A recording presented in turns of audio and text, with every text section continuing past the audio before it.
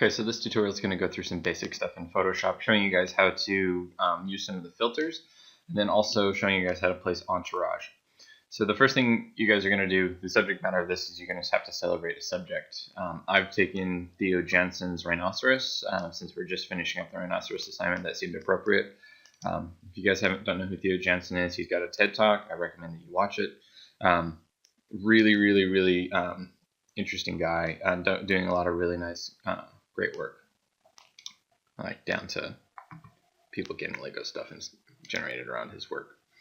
And so what I've done here, the first thing I did, so I don't have to have a lot of redundancy in this demonstration, I've taken the actual rhinoceros out of the landscape using the polygon lasso, and I've deleted out the background and duplicated that. So you can see I have the background layer here, and then I have the new rhinoceros copy.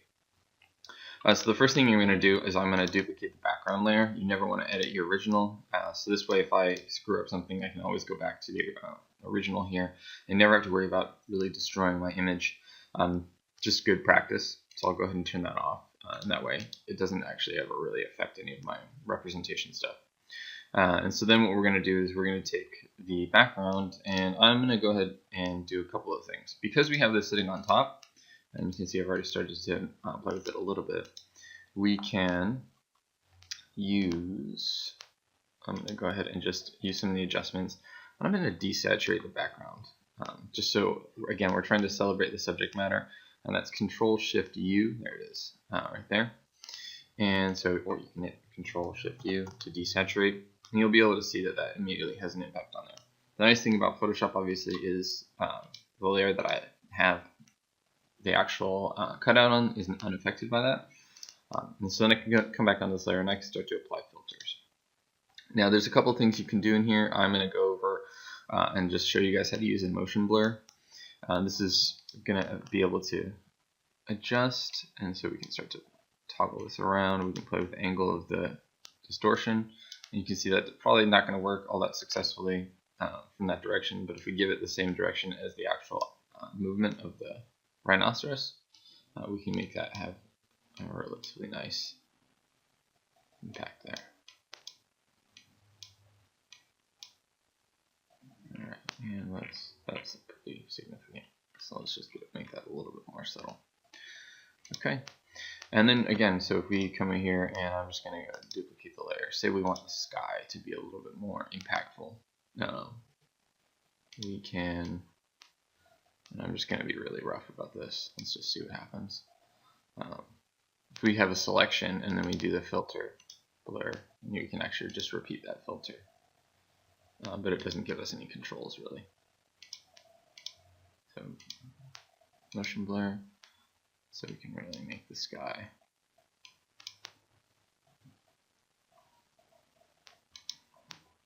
Alright, so hit Control D to deselect, and you can start to see that this is starting to generate something here. Alright, and so then if we come over to our selection here, we can come over here and start to really adjust this as well.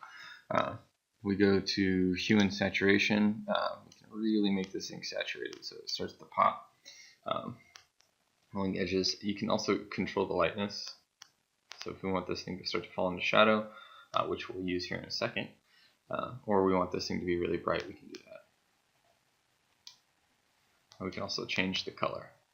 So we want this to be K-State purple, we can do that, or if we want this thing to remain sort of that cardboard color, we can leave it there. So go ahead and hit OK. Alright, and I am just noticing on this that there's a little bit of a edge here that I don't necessarily want, and so I'm going to take my the wand tool using W, and I want this to be contiguous because I don't want to select it all through here, and I'm going to adjust the tolerance up. There we go. I'm just going to delete that out. So that way I have a nice edge.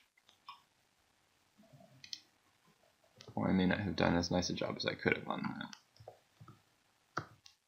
Alright, you can see now that I get this sort of nice profile on the rhinoceros. Alright, so this is relatively simple. You guys can go through and explore some of these things. I'm going to go ahead and duplicate this layer one more time, just to show you some of this You can do a lot of really bad things in Photoshop too with these filters. So, but if we go to the filter gallery, there's an array of these things that you can use to do some really, really nasty things that I will be mad at you if you do, but I'm going to show you them anyways. You can create textures. Some of these are useful when you if you need to create some kind of some graphic. If you do this, please just do things with intention. But you can take things and take them to the photocopy. You can go through and develop all these halftone patterns. So if we zoom in, right? Again, we can do a lot of really bad stuff in here.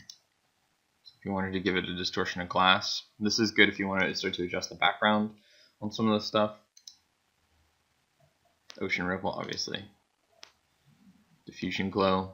All of those really bad architectural renderings that you start to see later on. That could be a trick that you guys can start to implement in some of your future renderings. So if you render something out and you use the diffusion glow, you can actually set that up.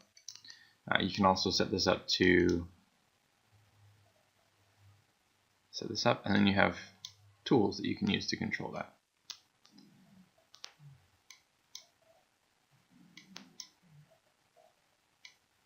We drop the pressure down on this. Right? And so you can start to see how you can render out or adjust some of the things that come out of the computer relatively easily with some of these tools. Okay, and so as you guys go through this, I would encourage you guys to explore these things. As you go through, the opportunity in this assignment is for you to play with some of these tools and see if you can develop some kind of image style that starts to speak about how you guys are going to go. So I'm going to go ahead and just do the diffusion glow.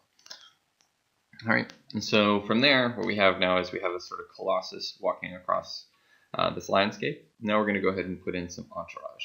So if I hit Control O, I have my own set of entourage, which I will share with you guys, so don't worry about that. But we're going to go down here, and I'm going to put in the little kid here. And we'll put in his dad too. Okay, so we're going to use the wand tool. I'm going to select the white, and if I hit Control Shift I, that will invert my selection. Right, select inverse. And then I hit Control X just so that we can see that he's gone. And I'll close this out, and I do not want to save.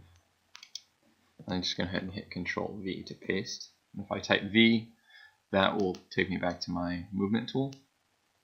And now here you guys can start to see where you can set the scale. Now with this, you need to be really careful about when you are placing entourage in here. And what I mean by that is you need a horizon line. And in the photograph, there's actually already a horizon line in here.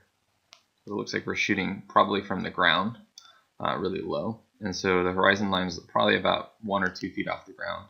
And so if we go and we can start to double that, that'll give us a reference point so that we can make sure all of our entourage is at the same height.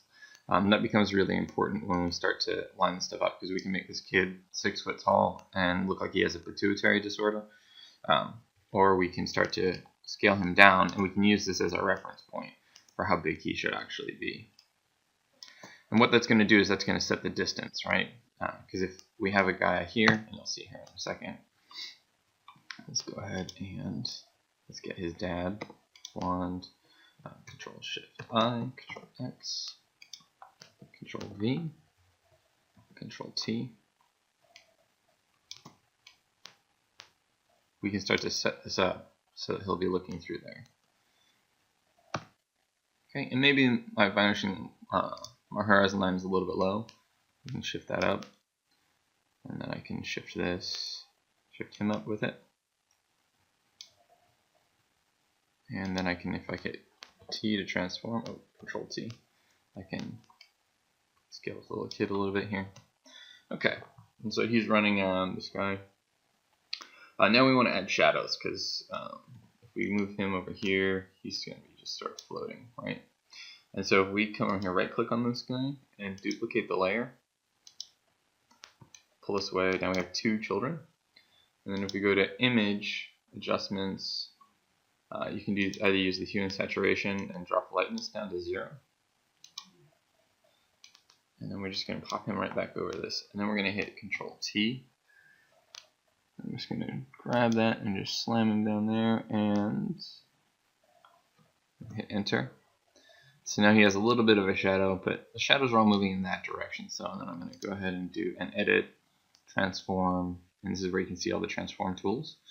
We're just going to go ahead and skew that or shear it. And so then I can go ahead and give him, really elongate that shadow. Alright, and then from there what I can do is I can drop the opacity down. We can drop that in. Okay. Alright, so then you'll be able to actually put in Entourage and start to really get that stuff set up.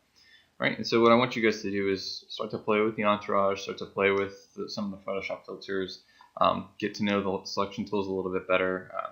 Like say that's a lot of sky in this particular rendering. So if we hit C for the crop tool, we might come down here and crop this out. And so we can start to set up the rendering. Okay.